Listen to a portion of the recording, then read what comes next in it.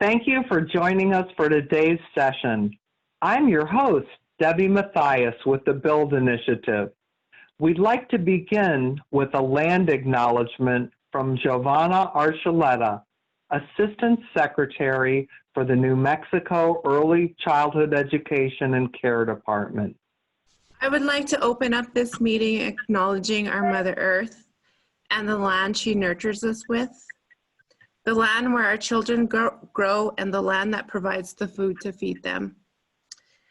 When we talk about these resources, we must also acknowledge the lands of our tribal people and the deep spiritual and long-standing relationship of all tribal nations.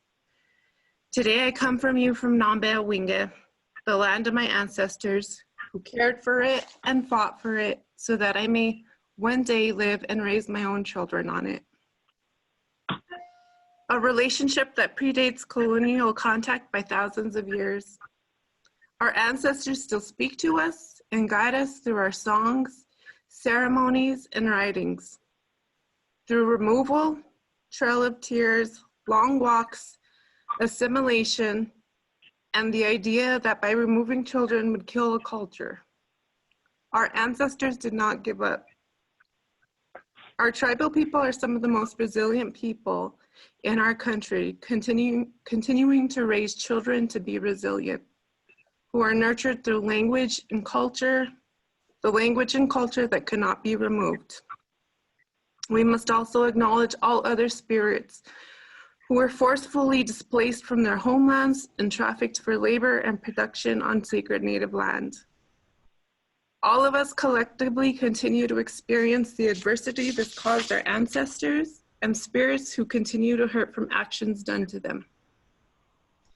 Take a moment to pray these people find the healing and peace to raise their children in a world that has so many opportunities, but most importantly, create coexistence free of violence.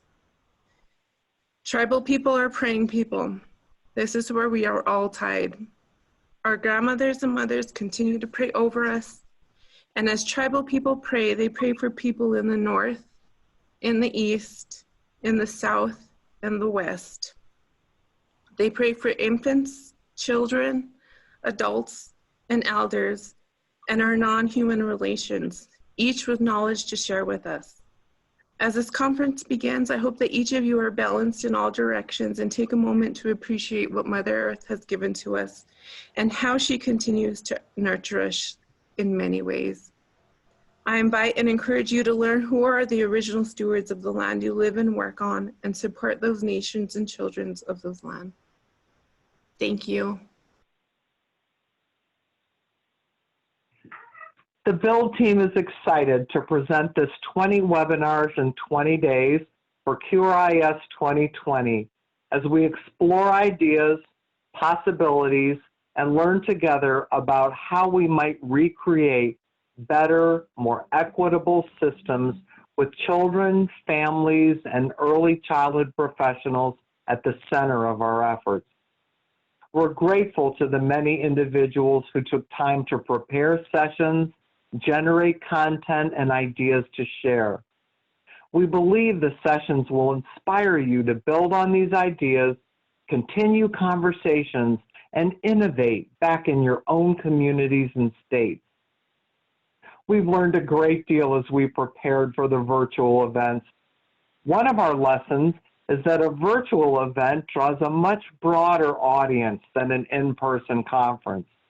The Build QRIS conference was designed for early childhood system leaders at the national, state, territory, tribal, nation, and community levels.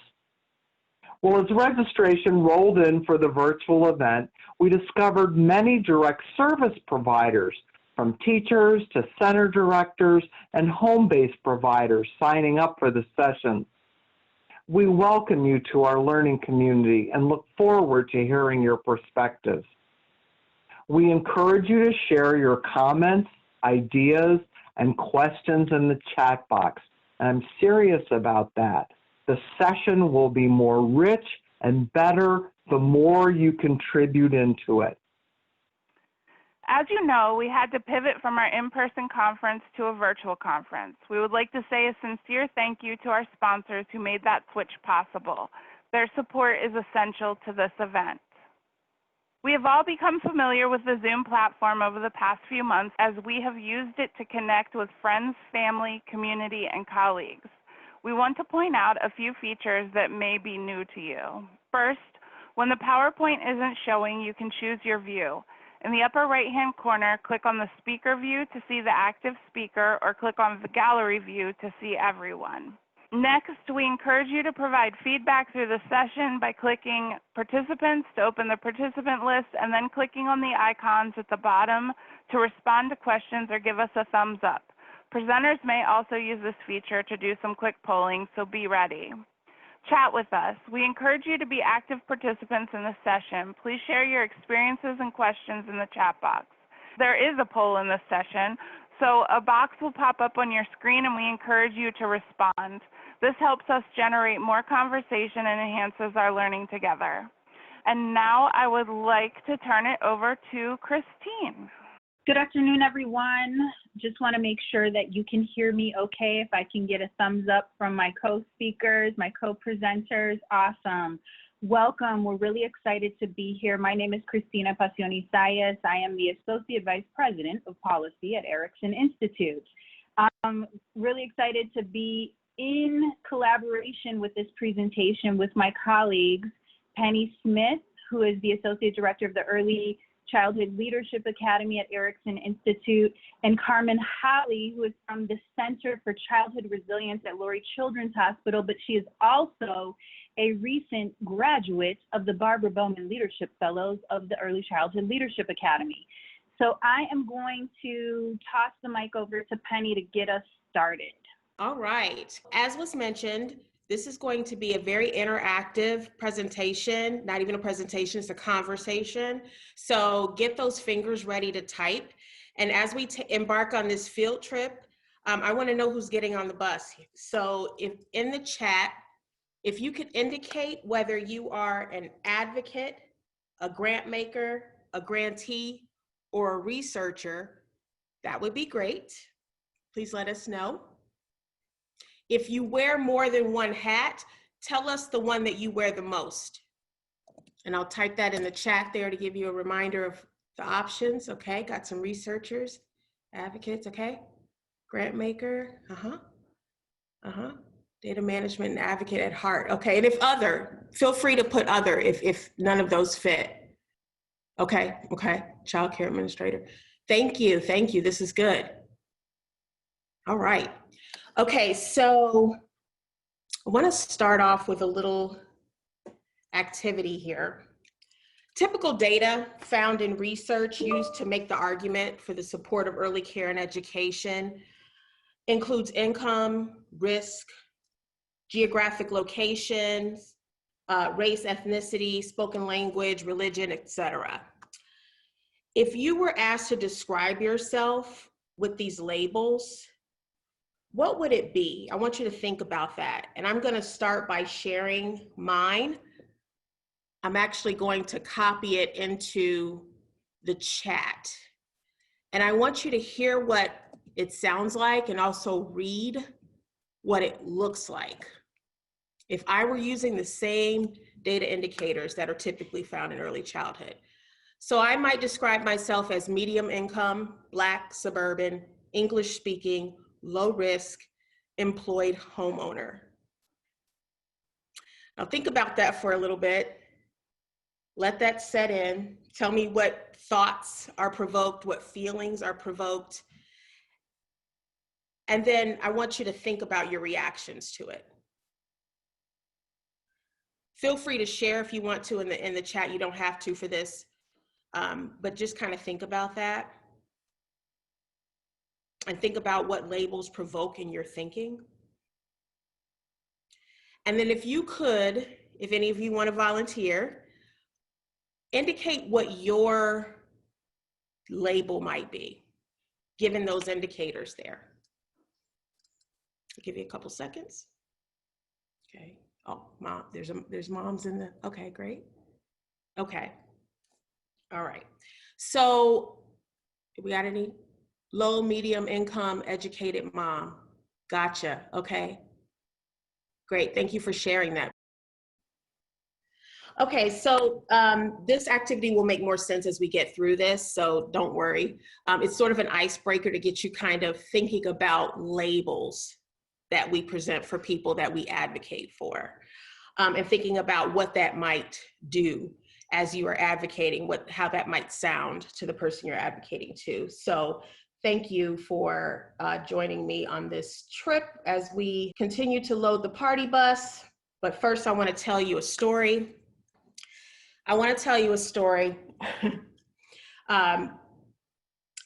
My neighbor is a widowed white man, well in his 90s.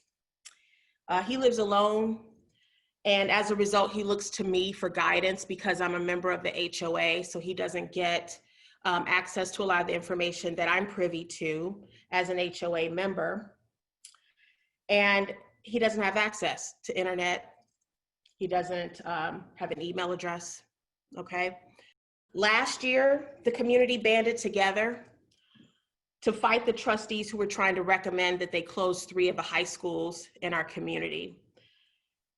And they were closing the high schools due to low scores and violence. What data points do you think my neighbor heard that led to his final conclusion? I want you to look at this image right here and what he might see as we're discussing low test scores. And as he's looking at me, right? These are some things that might pop in his head. And I want to share with you what his conclusion was. Black parenting problem is the conclusion he drew as a result of the conversation we had. His response was heartbreaking and one that was not intended. But the question I have for you is, what's in the data? Why do you think he came to that conclusion? So here are some guiding questions we want to get into before Cristina starts her segment. What is the difference between structural level data and individual level data? What is the connection between structural data and racial equity? What is the impact of language and structural data on generating systemic solutions? So think about those questions as Cristina gets us started on this field trip. All right. So now we're going to walk through distinguishing what we call individual level data from structural data. We're going to go back to Penny's story here. So individual level data, such as, what was discussed in that conversation, like the low test scores, the violence, and sometimes that's disaggregated by race, ethnicity. Individual level data inclines the reader to default to individualist explanations for problems that exist.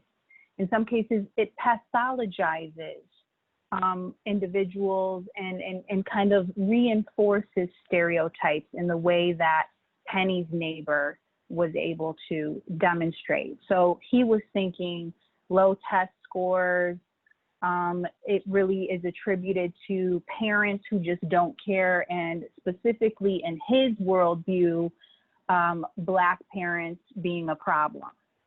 So the structural data points the reader to where policy and program change can be focused specifically on the system. So instead of attributing the failure of these assessments on the individuals, it's really looking at, did schools prepare young people to be able to be successful in these tests? What are the student-teacher ratios? Those are manifestations of a systemic solution. When we're thinking about medical examples, for example, the disparate impacts of COVID-19, we may be thinking about the percentage of individuals who are affected by it who are insured, or what is the length of stay in their hospital. So all of these examples sort of drive you to a system level solution instead of victim blaming, or what Penny and I love to call the somebody ought to do something about that. It's difficult to pinpoint what the problem is and how it needs to be a system level solution. So let's go to the next slide because I want to give you all a specific structural barrier example. So this example shows you what states are doing across the country to cover a social emotional screening through Medicaid. So what do you notice here? Well, we see that the majority of the states are providing that specific coverage. And considering the question, why are so many states offering this coverage compared to those that do not offer this coverage? It directs you to put the onus of action on the state, not the individual. It directs you to a systemic answer. And let's now think about this from the aspect of an individual. And so imagine if these data here illustrated the proportion of individuals who access the social emotional screening by race and ethnicity so that they can then get some mental and behavioral health interventions. If it, for example, showed that Latinx people accessed it less, what kind of thoughts come to your mind as to why? I bet some people would default to the taboo around mental health services in the Latinx community and assume that Latinx people are all Spanish-speaking dominant and don't know how to ask for help or their needs in English. The point is that when we diminish it to an individual level data point, we do not zone in on if the system is setting up Latinx people to access comprehensive and holistic healthcare. This map shows us that what the system is offering in each state. And it doesn't mean that those systems are working perfectly in each state, but at least we know that there's a system there that is trying to set up the constructs to ensure access to high quality healthcare. So our focus on structural data in terms of leading us to systemic solutions is not meant to dismiss individual level data or indicate that it's not useful. It's more of a cautionary recommendation. And it's really to just a cautionary recommendation to not leave individual data points without a structural analysis, because on their own, they have a tendency to pathologize individuals or communities and default to the prejudices about individuals and group-based explanations for inequities. So questions like this help to anchor individual data in a structural analysis. One, what are the conditions and circumstances out of the person's control that shapes the choices that they make? And two, who shapes the conditions and circumstances? Who has that power? Three, who lives with the responses, the solutions? And four, who has historically been in that power dynamic, and specifically the role, the more powerful decision-making role?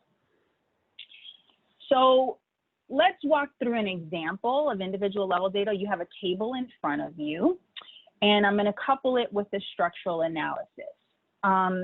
And see, I want to really call this out because oftentimes in racial equity work, we insist on analyzing data specifically disaggregated by race and ethnicity to understand how different racial and ethnic groups are experiencing a particular indicator.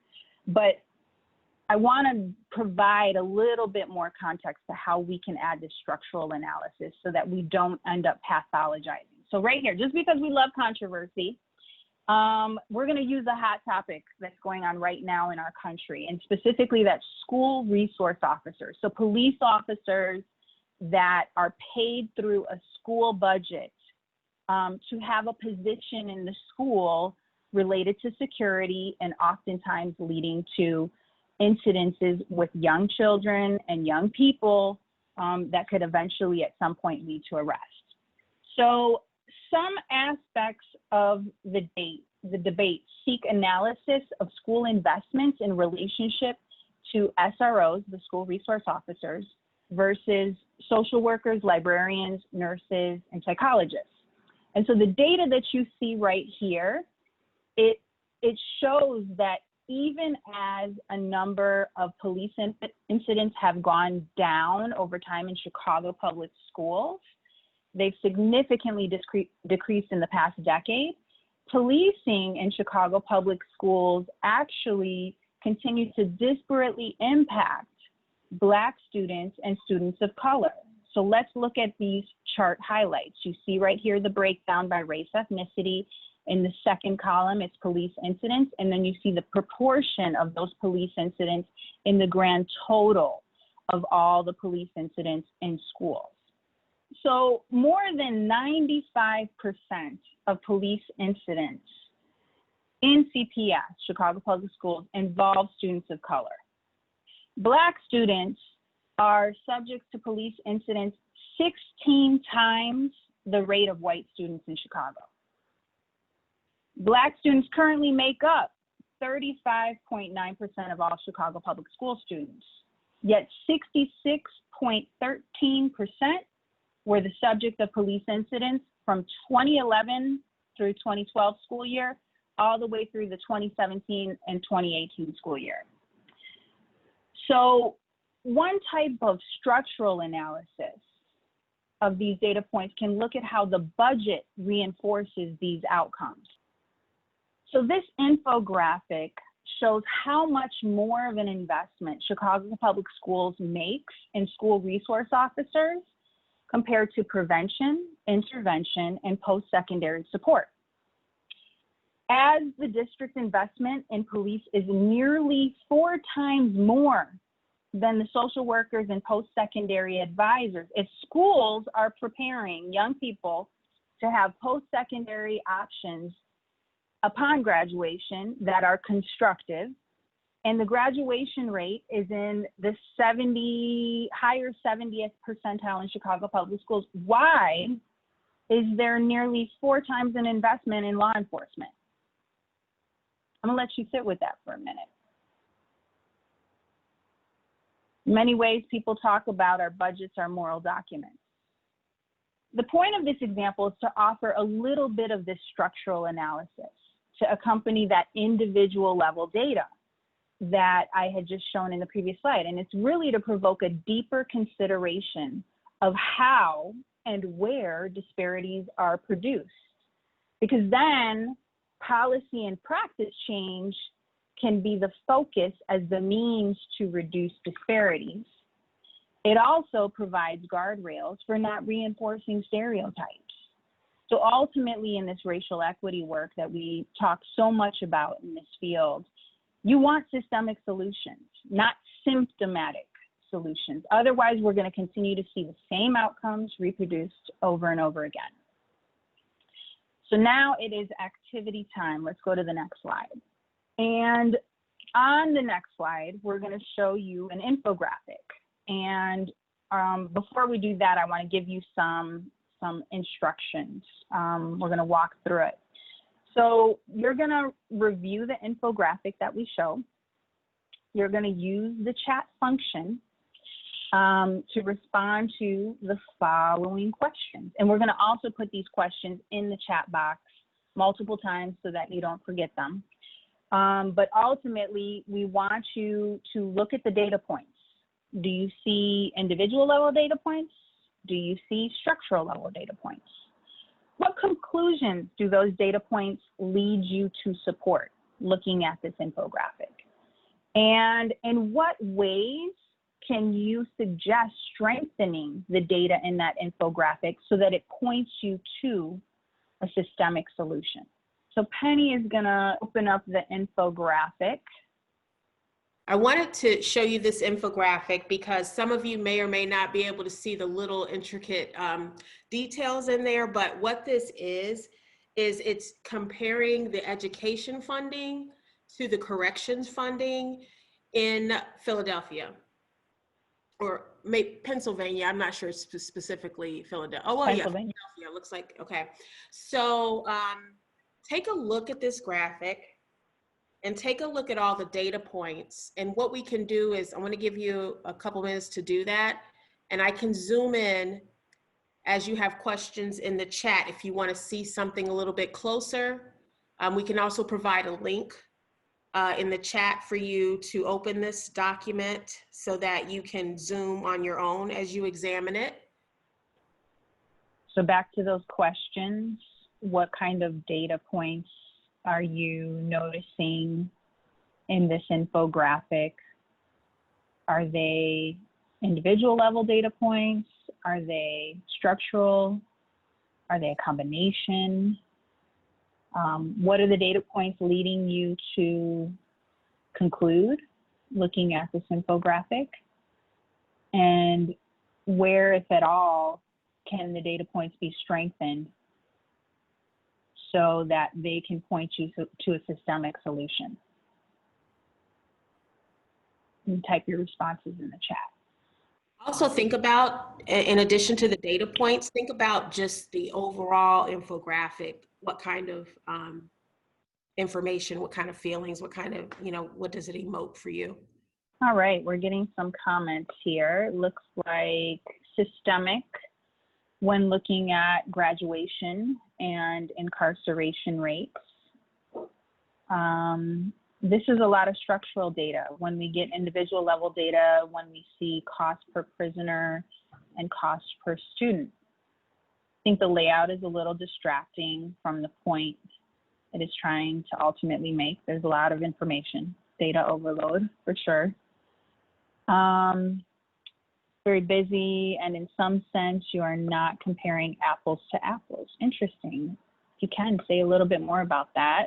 I love the overall idea here, but I see a lot of individual data. I actually see the graduation and incarceration rates as individual.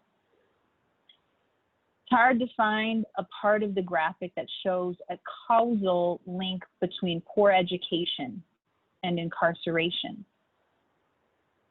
Interesting, because that might be something that the infographic may not have intended to make you conclude to, but you are coming to that conclusion. Graphic is also jumping around between structures. For example, the state of Pennsylvania versus the city versus the county. Like someone said, apples to apples, right? The jurisdiction of the particular governing bodies. The graphic of the young man is distracting and alludes to individuals. That's come up a lot in our discussions. What does it lead you to assume? Who is that individual? How is that reinforcing stereotypes that particularly Black men, if you're looking at this image, or brown men, are the majority of those incarcerated? Let's see, I feel that the graphic should have provided some historical context as to how these data points come to be and the racist history and policies that produce inequities, even though there is no explicit mention of race by putting a Black person at the very middle.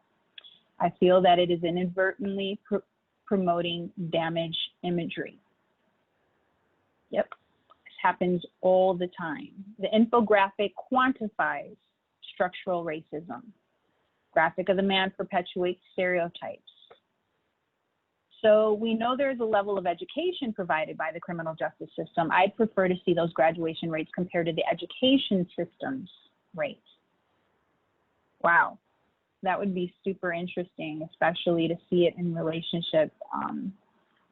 You know, what the difference is, and given the fact that the criminal justice system was not designed to educate, or to be a method of education or an avenue of education. Too much data on this infographic. It looks to me it's systemic when looking at the graduation and incarceration rates in every race. I think we're missing the early childhood data, expulsion and suspension at the preschool level. Indeed, that is something that we are totally working on in the state of Illinois. We've passed the legislation to eradicate preschool suspension and expulsion, but we are in the long, arduous process of promulgating rules. The graphic immediately produces bias. Thank you for the comment, David. This infographic needs a main point rather than a huge amount of info that is hard to put together, right? So does the infographic really, is it meant to distract you? Is it meant to lead you and overwhelm you so that you cannot come to one specific systemic solution, not the silver bullet, but at least help you focus on what might make a difference? It's a bit hard to really catch the data. It's a bit scattered, perpetuates stereotypes, but does systemic. So we have really, you know, this kind of mix in terms of the responses of people seeing the individual level data as well as the systemic. Leads you to think that people of color are not literate because of the demographics section, violent and drug users too. I thought it was really interesting in the bottom corner, there's something with respect to incarceration and mental illness.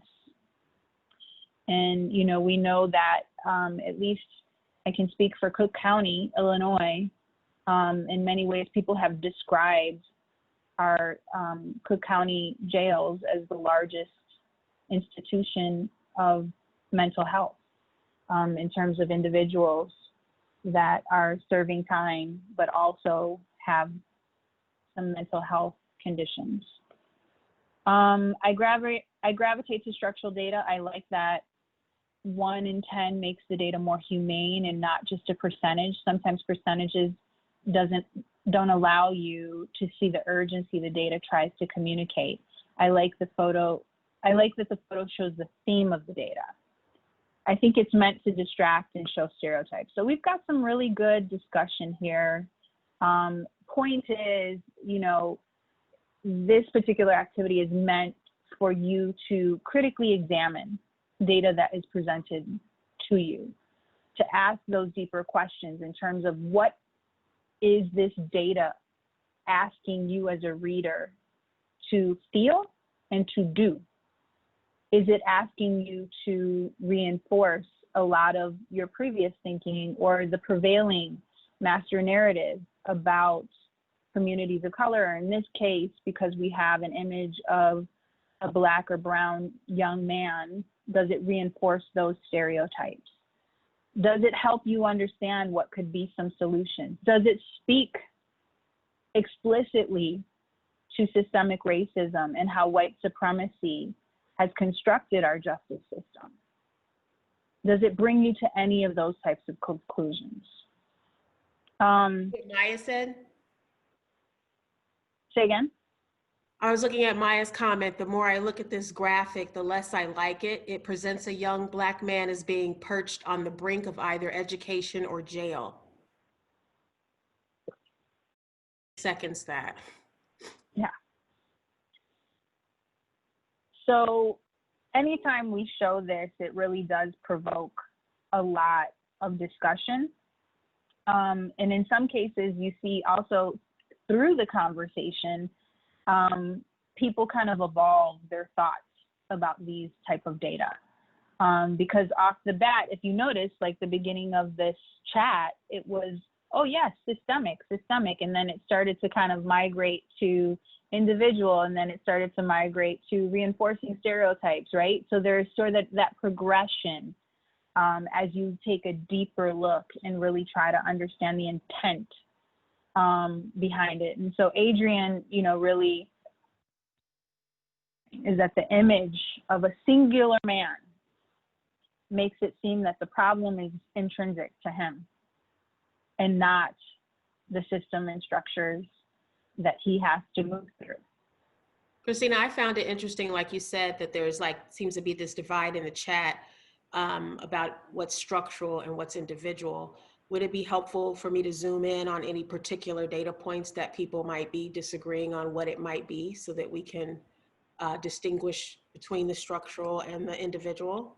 Is there any data that you see there that we can quickly point out? And well, you know what? I remember in our last conversation, and Carmen was a part of this one, so feel free, Carmen, to chime in. But, you know, if you go to the bottom right corner, that one section about U.S. incarceration and mental illness, again, because, you know, I like to provoke and be a little controversial here. Look at the police car and the individuals that are supposed to represent inmates. And if you see them, the individuals are looking brown and black. And, you know, when you think about also too, what our country has, you know, really been sort of grappling with, I think on a grander scale in terms of awareness, right? We've been knowing that there has been police brutality and that there has been white supremacy manifested in our law enforcement. But I don't know, like this, what is that image supposed to do, right? Besides reinforce who's getting locked up. And then you notice it's connected, it's right underneath the U.S. incarceration and mental illness. And yet it's not talking about, so if we know that individuals are in prison and they have a mental illness, do we know what led them to that? Do we know if there was housing instability? Do we know if mental health clinics in their community had been shut down? Do we know if they had a series of life-altering events that leave them with very limited choices? I'm not quite sure what specifically that data point about how many more individuals with mental illnesses are in prison. So we're seeing, let's see, it suggests that there's a direct comparison between Black male education levels and incarceration rates without addressing any structural contributors to Black incarceration. Like if those Black folks stayed in school, they wouldn't be in prison. Right. So somebody had asked, where is the source of data coming from? I don't see any references. Let's see. We'll have to get back to you on that because you're right. It's not immediately here. We'll make sure that that gets in our resource section, that gets sourced so that you have that, Anna.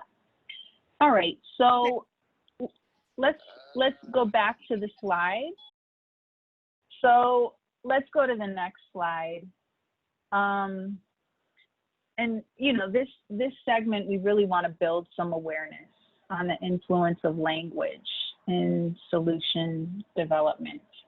So if we go to the next slide, you know, we started off in the beginning talking about labels and the use of labels and how labels are also carried over into data.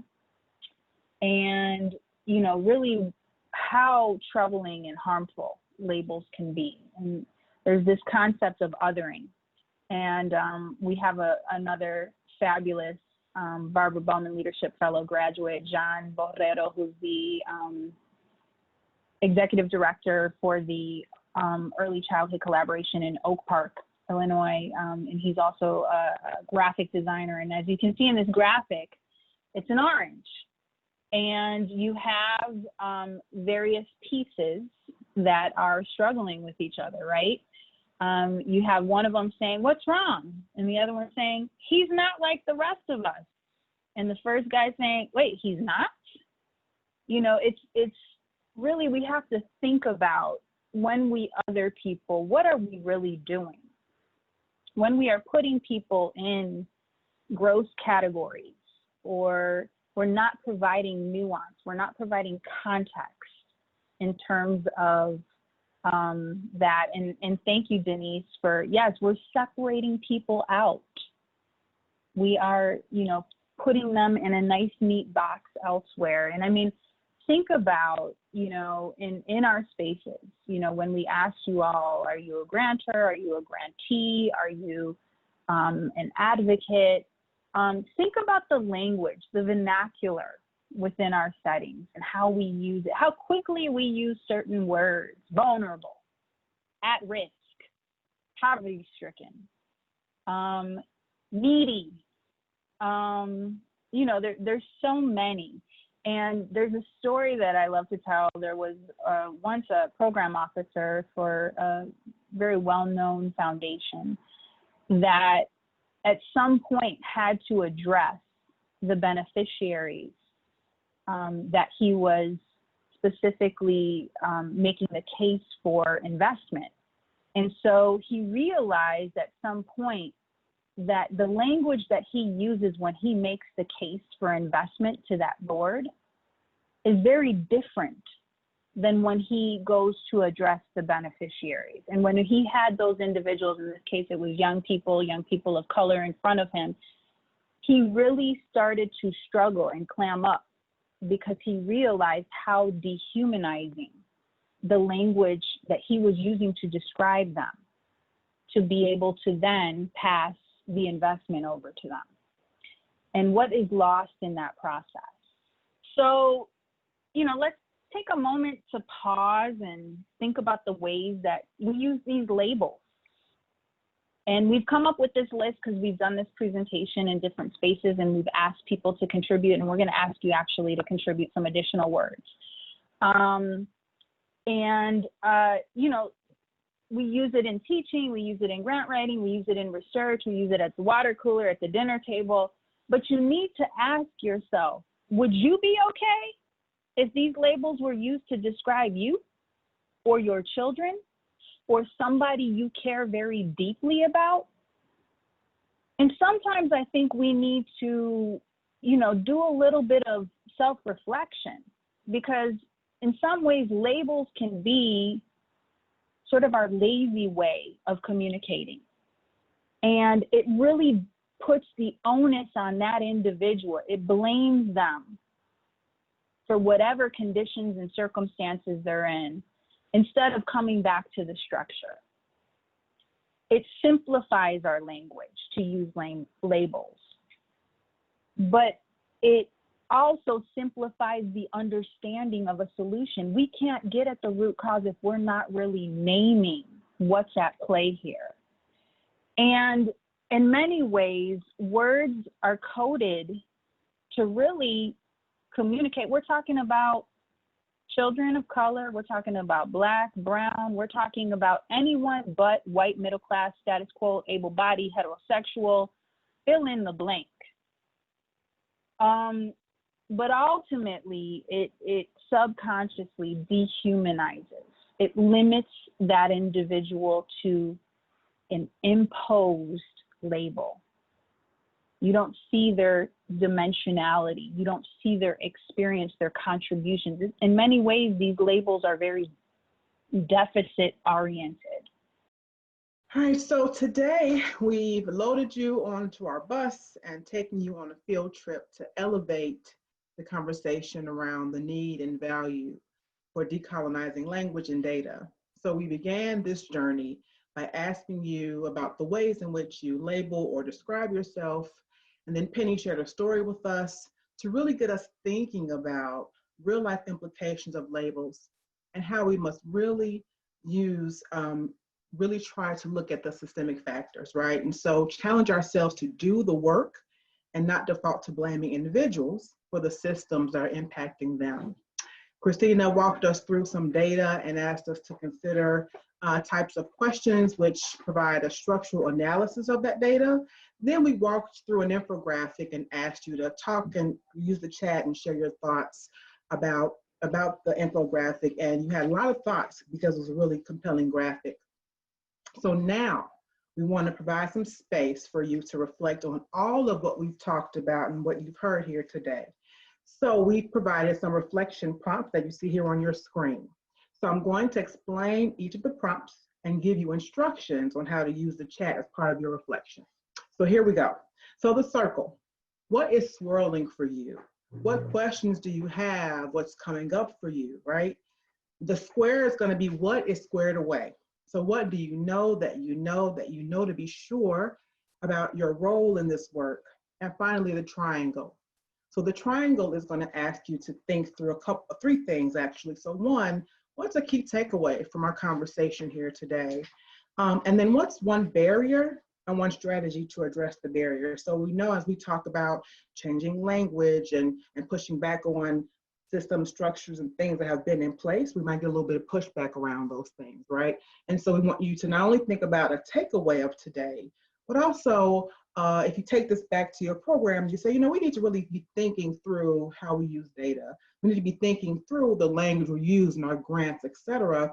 if you get a little pushback, if what might be a barrier for you, and also a strategy. We want to leave you thinking not only about what you need to do differently, what you are doing that you can maintain, but also if you identify a barrier, what might be a strategy to address the barrier.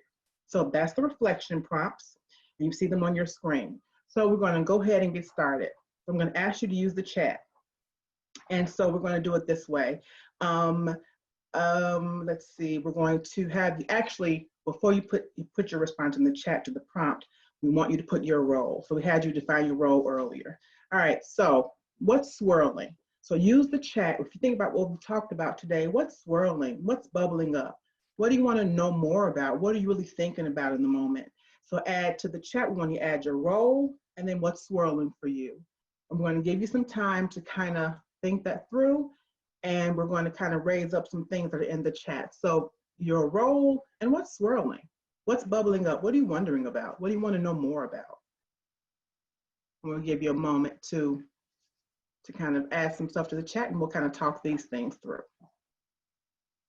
Okay, so it's saying, and the role of state policy, how to change labeling language at the state level. Absolutely. I see you say how to address swirling thoughts about how Black and brown people use white supremacist labels to refer to ourselves, e.g. underserved. Absolutely. Thank you for sharing that. Let's see, saying that we've talked about the personal systemic piece so much and needing to master our data that way, but I need to really practice how to do that. I think sometimes I still focus on individual, even though I try to raise that of the systemic racism that leads to those disparities. It's really about a unlearning and relearning. It's about reimagining the ways that we talk. And as we kind of grow in our self-awareness about that, we really think about the implications for our role and our work, because we know what sells, what gets funded, and how we're pushing back around issues of labels and data. So thank you for sharing that. Very interesting point you guys are making. Okay, I'm going to read a few more, and then we're going to ask you what's squared away. What do you know that you know that you know about your role in this work? Let's see. Not using communities at risk, but communities that we place at risk that focus on emphasis on the structural level. So absolutely, we're changing the focus and shifting it to what are the conditions that have put this person at risk, right? Versus this deficit-based individual way of looking at that. So thank you so much, excellent. I'm gonna read a few more, and then we're going to ask you what's squared away. Let's see what you have here. So Amy is saying, when evaluating the impact of a program disaggregated by race, how to talk about structural data points while inherently examining individual differences in program effectiveness. Absolutely, absolutely. I think that's a critical point from the research perspective for sure. Thank you for sharing that. Let's see. Swirling about how to help state leaders understand the key points made about structural data versus individual data. Absolutely. And the last one I'll read, let's go down a little bit further. Let's see. Swirling intent versus impact when sharing results. Absolutely. So thank you guys for sharing that. Those are all some really important things to think through, particularly as we think about this topic and as it relates to your role and your work and how to move this forward. So thank you for that. So now we're going to take you to what's squared away. So in the same fashion, put your role in the chat and what's squared away. What do you know that you know that you know about your role in this work? What's squared away for you?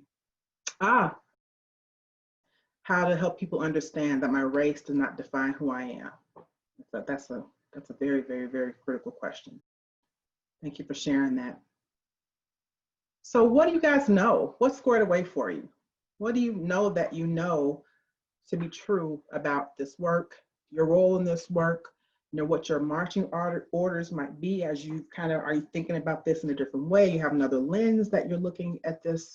So what do you know that you know about this, about your role in this work? What's squared away for you? Very little is squared away. Absolutely, very reflective comment for sure. If we had the answers to all of this, then it would be some things that would be changing. So it takes all of us to have that awareness and actually sit in some ambiguity about some things, and also know the importance of moving this work forward. Let's see, we need to be kind to everybody, no matter their race. That's what you try to teach preschool kids. And if that is not the critical age to teach that, then I don't know what is. So thank you for sharing that. Let's see, I know I need to unlearn things that I had no idea I needed to unlearn. And you know, that's the critical, that's something, such an interesting point about our gaps and our blind spots, right? When we talk about, like, it's not the question of implicit bias, for example. It's not if you have it, it's that you have it, right? Or it's not if racism and inequity is part of this, it's how is it playing in this space. So thank you for that, absolutely. Very good point. Let's see. Our decisions have a major impact on the people we serve in our program. This means we have to be very intentional about data analysis and sharing, absolutely.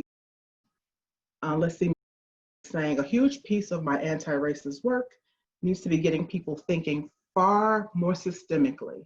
I've been seeing that so much in the dialogue between liberals and conservatives, yes. Yeah, there's a lot of conversation and discourse around, and disagreement around that, but certainly as we are on the role of advocates, whether you're an advocate, an admin, a grantee, or a grant maker, what's your role in this work, looking at labels and looking at the data?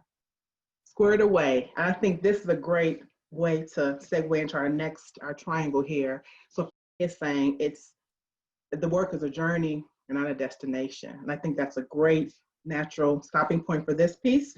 And now we're going to take ourselves, the very last space we're going to ask you to reflect is your triangle.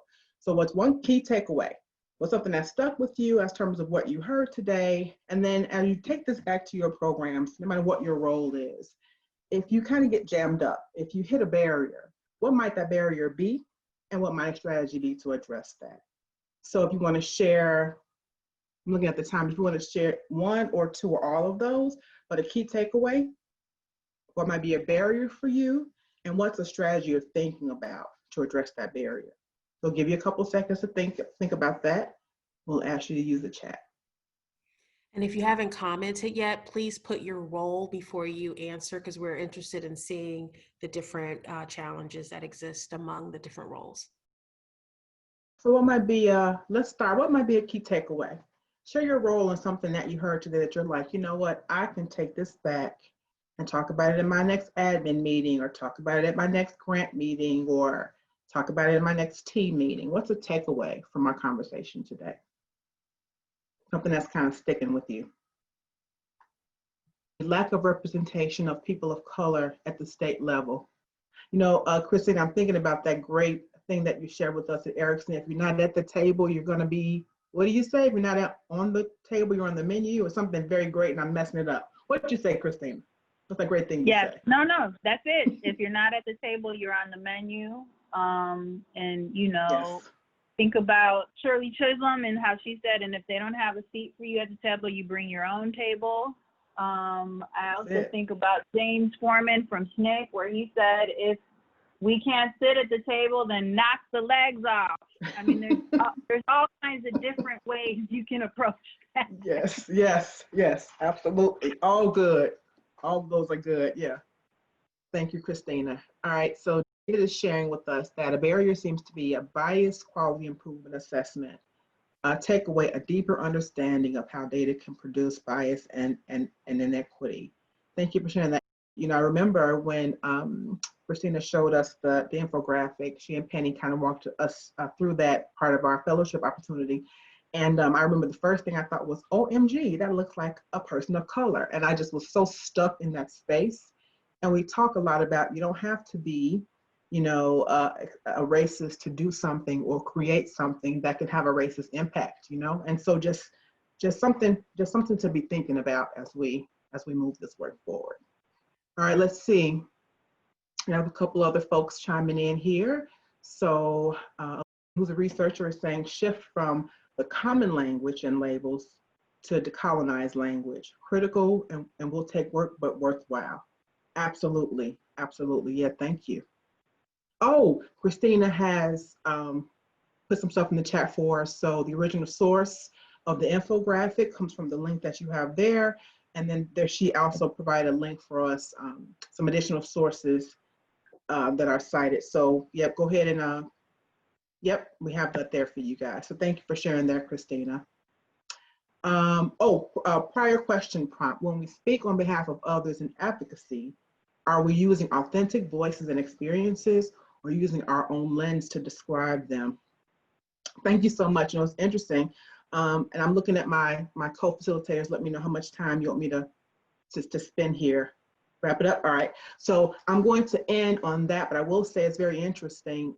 We're speaking on behalf of others. I attended a training this morning, and the comment was made from someone who's not from Chicago. The comment was made, you know, I've been working, and one thing that my girls in Chicago, we're all clinicians. One thing that my students in Chicago taught me was, you know, they felt like, how does she put it?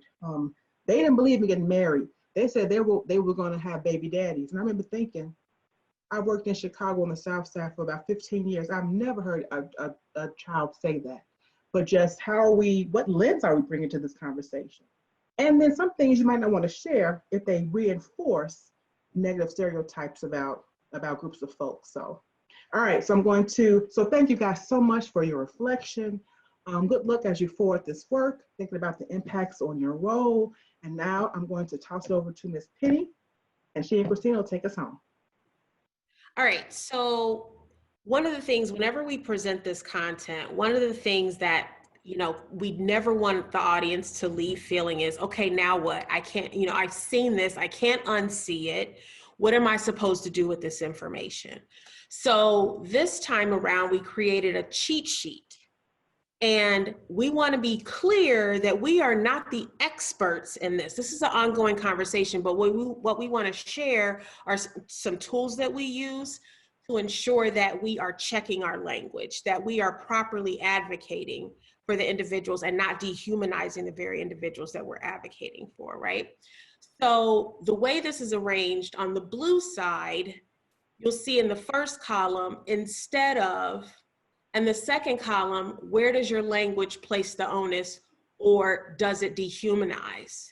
And then in the pink columns, it's how about. Now, we're not saying say this, not that, because we're not wanting to say we're experts, and we'd like to, you know, have you reach out to us and give us some additional language that we can add in here.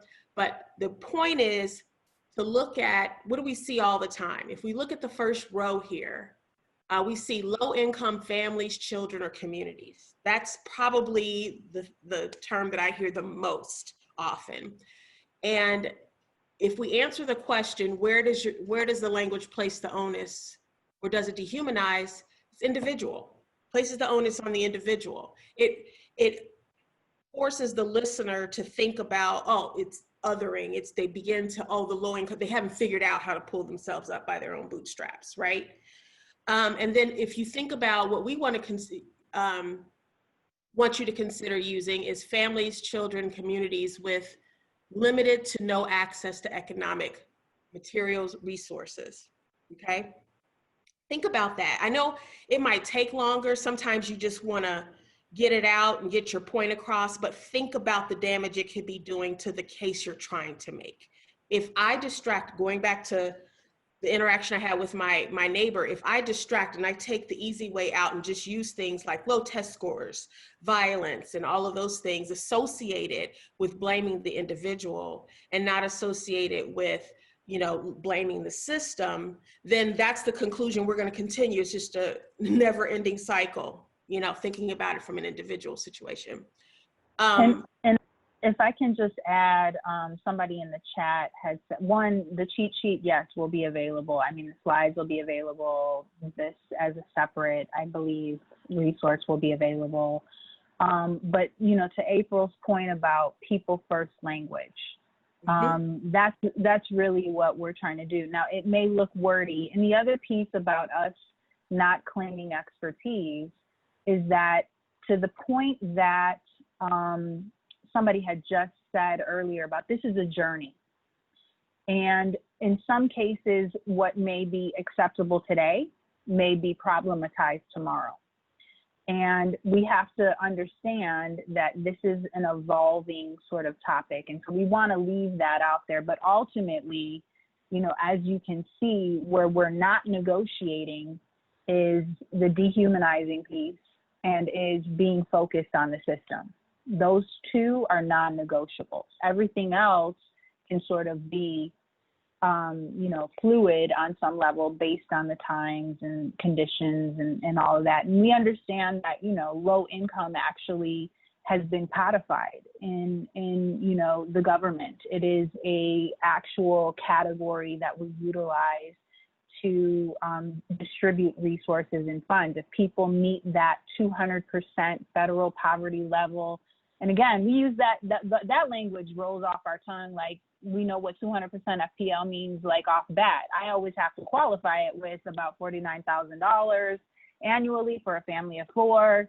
But we have to challenge these things because people use them, again, in place of talking about behind every data point, there's a child, there's an individual, there is a family, there is a community, and we can't forget that. So I'm sorry, Penny, go ahead. And are there ideas you might add to this cheat sheet? Yeah, absolutely. I mean, that's why this is a, you know, a working document to be able to, you know, add some more, and we invite you to suggest some. So I'm just going to do just a couple of more rows. You get the idea. This cheat sheet is something that you can look to as you're writing up, whether you're writing a grant proposal and all that. One of the things that what Carmen took you through is to think about some of those barriers. I know that in the past, we've had some grantees that say, you know, what about, you know, if this is what the grant makers are wanting, if this is what the funders, this is the language they're accustomed to seeing, you know, so think about those barriers and how we can all work together to try to, you know, change that, because it's something that, you know, is still out there. I mean, you listen to politicians, you listen to every, you know, early childhood folks still use this language because it's how the data is. And researchers, I challenge you to think about when you present the data, you know, how are you presenting it? Because that data is being used to advocate. So you know, you've got some work to do in that too. So think about that as well. The second row, I wanted to talk about this because Cristina and I had some conversation about it because it's challenging, right? When a phrase, if you're using a phrase like 80% of X children failed the standardized assessment. And this is when folks are trying to make policy recommendations, they may word this way. But the problem is it places the onus on the individual. Instead, consider using the school system failed to prepare 80% of the children who took the standardized assessment. So you see the difference between the onus being on the individual and placing the onus on the system, okay? And then the final one, I wanna jump all the way down to the bottom to the guessing. Instead of guessing that, you know, using language, if you're trying to figure out if it's dehumanizing, if it's placing the onus on the individual, do your homework. I can guarantee you that a lot of these groups have resources that indicate the best language to use when referring to some of these groups that you're trying to advocate for. So I want to leave you with that, and then want to give you a tool that we use in our department whenever we go someplace to listen to speakers, or, you know, it's fun, right? Because it can be dry sometimes when you're listening to all these presentations, right? So we invite you to use this bingo tool. We're going to provide a link so you can make your own bingo cards. And you can also use the ones that we've created. Can we go to the next slide? So there's two bingo cards here that resources that we're providing for you. One is general labeling, and then the other is labeling that's typically found in early childhood communities. And so one has blanks on them. So the way we use this is when we are listening to someone speak, we tally. Every time we hear one of these dehumanizing words or phrases, we check it, right? So it keeps us aware. So that even if you can't change how someone is speaking, you know, we can't change it yet, we can't change it overnight, but we can keep ourselves aware. When we see it, we want you to cringe when you hear it, like, ouch, they shouldn't have said that. Ouch, they shouldn't have said that. So it keeps you aware when you're trying to advocate. If I could just add to I think what's, again, going back to, we're not trying to be the vocabulary police. It's really important to recognize that even though, folks may use this language, it doesn't mean that their intent is to harm, but that doesn't mean that we dismiss the impact of the harm, because there is an impact, there is a price to pay, and oftentimes it is communities that have been historically marginalized or shut out of resources. And so therefore, we do have that responsibility. And the other thing that I wanted to kind of point out, if you go back to the cheat sheet, the phrase minority, I think we've all been socialized to know what that means, right? But even as we still used it today, in many geographies, it's not accurate. Communities of color are no longer a numeric minority. So then if we continue to use it, what is its purpose? What is it reinforcing? How is it getting into our subconscious that we are less than? And so that's really what a lot of these specific, tools are meant to do, is to raise that consciousness, that awareness, to have these conversations, to really ask people, what do you really mean? What are you really trying to accomplish? How can we be more focused on reckoning and transforming the systems that have created the conditions and circumstances that many people who are members of communities that have been marginalized? And so we would like, at this point, we're starting to close out.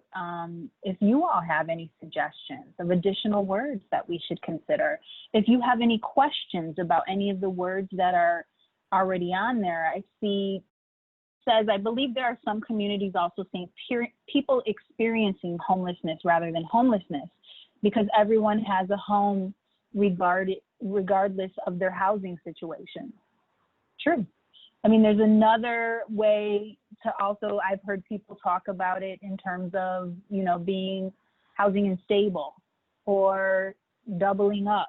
If we're talking about people, where you have multiple families living in one location, and that wasn't the intent of that location. Let's see, all the information was great. If you're not at the table, you're on the menu. Oh yeah, you know that.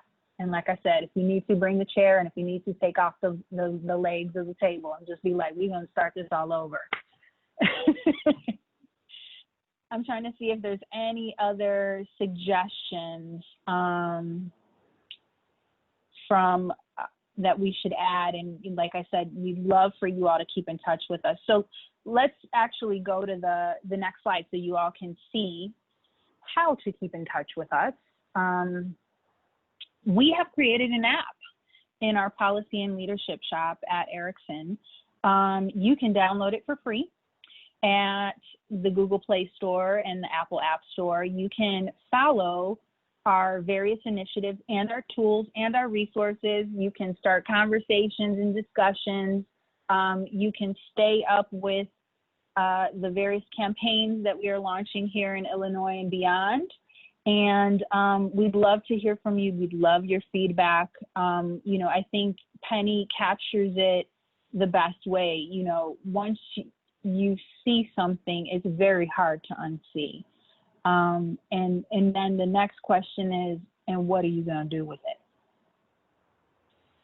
So, can I just address there's a question in here, and I'd love this to be with the community. Yes, ma'am. She says, is it better to use the actual household income bracket versus low income? Always best to be specific and accurate instead of using nomenclature. So I think that's tough. I mean, the fact that we have a federal poverty level that is uniformly applied across various geographies that have very different standards of living. I mean, 49,000 for a family of 4 in Chicago is very different than $49,000 for a family of 4 living in Hawaii. And is very different than for a family of 4 living in Puerto Rico. So I think it's, you know, it means different things. And so whenever we talk about federal poverty level, we try to add that in there because at least in Illinois, we kind of know what that quote unquote gets you, but also too, I mean, we have such great economic diversity in Illinois because Chicago is a very different experience than Cairo, Illinois. So I just think, you know, what we're trying to really get at is lack of material and economic resources and currency, essentially, to be able to be in a position to thrive and not be at that survival level. I mean, that's ultimately what we're trying to contribute here or kind of deconstruct. Was there anything else? I'd like to see a slide showing side-by-side differences between structural and individual level data. Thank you for that feedback. We will definitely integrate that into these presentations. The other thing too, I think if you download our app, we have a podcast. Penny and I are about to relaunch it, in which we kind of talk about and talk through these different things, and we invite some of our colleagues to join us on this field trip. You know, as I'm sure you were able to discern, we were using sort of that metaphor of this GPS and going on this journey, so to speak. And we're looking forward to definitely unpacking that further. The name of the podcast, TBD. It was the Early Childhood Leadership Academy podcast. And like I said, we're under construction right now. We've been toying with a concept that we're not ready to reveal to the public. So we'll keep you at suspense right now. Gosh, thanks for all the chatter in the chat box. It's just been so interesting and helpful. The contributions of our participants has been so strong this session. But I'd really like to thank the session leaders today for this interesting, provocative, and informative opportunity. We appreciated the contributions from everybody and the time and energy it took you all to pull the session together today for us. So thank you again so much. That's a wrap up for today, and we'd like to look forward to seeing the rest of you back. Please continue to fill out the poll questions, which are going to pop up momentarily, and provide feedback in the chat box for us about the session. Thank you, everyone.